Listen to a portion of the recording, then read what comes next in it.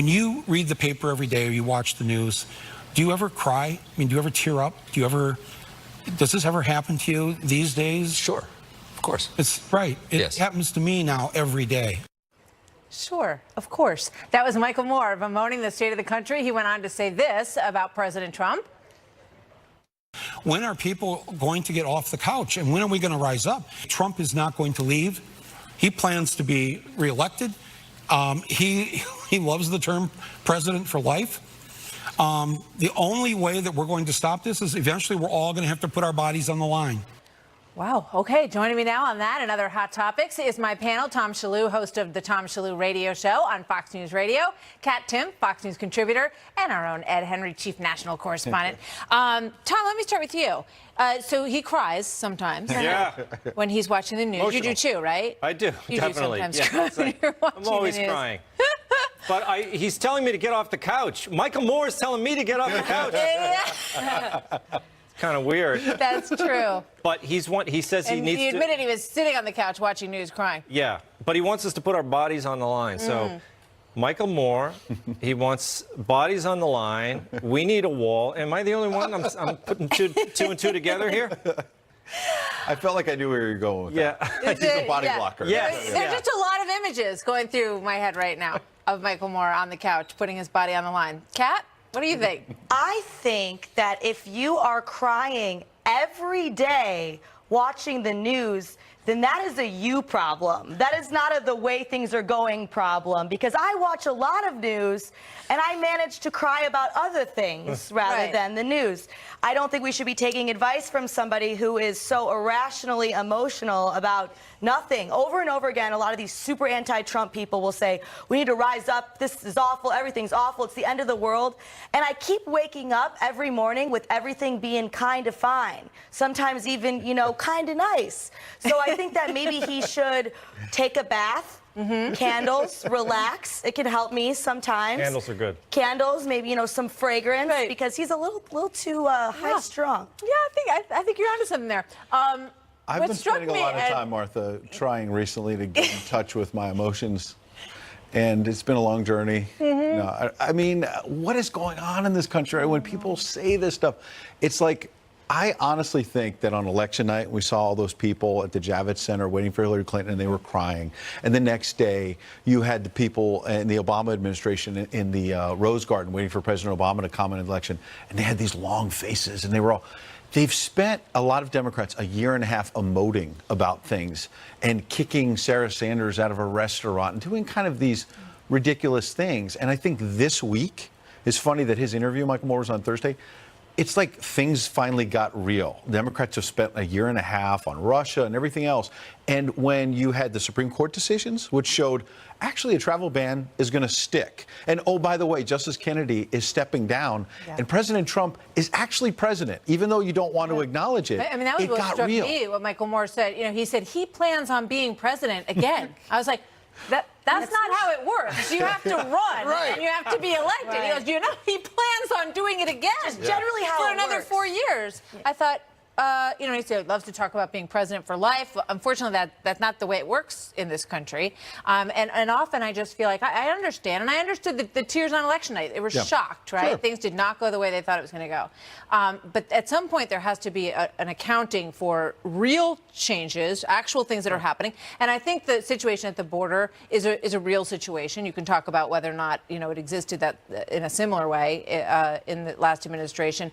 But some of these realities, I think, really came home to roost this week, especially with the Supreme Court decision. Kirsten Gillibrand is sure that all Democrats will vote against the new nominee, just as they did last time with Gorsuch. Watch this.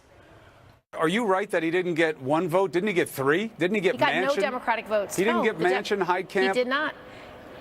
They stood strong, and they passed it with Republican votes. Oh, I thought he got three, by the way. You might be right, Chris, but I believe this Democratic caucus will stand together.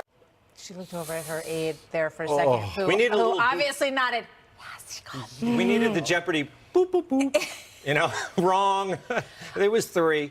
So, I mean, now we're looking at collective outrage and a lot of plans to try to figure out some way to prevent this nominee from happening. And yet it looks pretty difficult. Just, you know, again, you have to go back into fact land and look at how these things work and how it goes. They're going to have a tough time. Yes, and it's sad. I mean, I think the president gets his picks. That's what happens. The president picks unless there's something wrong with the person. I grew up when I was in college. It was Bork, and that was the big thing. That was the first big fight, and they've been fighting ever since. And you know, Clarence Thomas, it becomes this big thing every you look time. at Kennedy was approved 97-0. Yes. That will never happen again. What year in the world it was? that we live in. 1988, which was a presidential election year. Yeah. So guess what? Both parties actually came together and said, you know what? Ronald Reagan's on the way out, but he's president, and then George H.W. Bush ended up winning. So maybe they thought he was going to get to shape the court anyway. But you're right. You win, you get to shape the court. And that was my point before. I think a lot of Democrats a year and a half ago didn't get that, like, this was real and that Donald Trump was going to govern. It's sinking in. And you know what else is sinking in? A bad reality as a result of a Jimmy John's delivery, okay? So this young woman thinks she's going to do something nice for her new boyfriend. They've only been dating for 3 months. She's going to send him Jimmy John's because he's studying for his finals. So she calls them and she goes, I live far away, but I'm going to send over a sub to him. So the delivery guy goes and delivers it. And when he gets there, he finds an unfortunate set of circumstances playing out in the home. And this is what she tweeted after. I promise I'll fill in all the blanks. Let's take a look at the tweet. She says, I do want to thank Jimmy John's for their incredible service to their customers. Not many would do what that delivery driver did. And I'm very grateful that he called me and was honest about the situation. So, Tom, it turns out that when the guy delivered the sandwich, there was some other girl at the apartment. Yeah. And her supposedly studying boyfriend for finals was boxers only at the point. I know. And so the Jimmy John's delivery guy took it upon himself to call her up and go, I think you better know. I got to tell you. He told about the cheating boyfriend, and I think it's great. I mean, this you can't cheat on your girlfriend, especially this little woman. Now, there's a thing called guy code. Guys are supposed to stick together. I don't stick together with this guy. If you have a girlfriend who is sending you submarine sandwiches, you keep that girlfriend. You do not cheat on her. I wish that there was Jimmy John's in New York City, because ever since I read this story, now all I can think about is Jimmy John's. I checked, there are no Jimmy John's. They bring you sandwiches, and they tell you if your boyfriend is cheating on you. That's not like a restaurant. That's like a best friend forever. The problem with this whole thing is that we are all so infiltrated into other people's lives now, I think, through social media and everything. And it's like, oh, I know that person on Twitter. I know them on Facebook. You feel like you know everybody. See, this is none of your business, Mr. Delivery Boy. Drop the sandwich and leave. It's like the Alexa device, which I have a couple of them. I thought it was the coolest thing. And I started hearing they're like spying on you. They're listening to your conversations. Yeah. People push the wrong button and other people are hearing about it. By the way, there is a Jimmy John's like a block from the White House, so I'm sorry you don't have it in New York. I really want We go Jimmy there John's. sometimes between live shots. The Tuna Country Club sandwich. Great sandwiches. I don't have Jimmy John's around or a boyfriend, so it's very sad. But you are not crying on the couch every day when you're watching the news. So you are okay. Yes. Thanks, you guys. Thanks. Good to see you today. Good to Have see you. a 4th of July. Have a great week.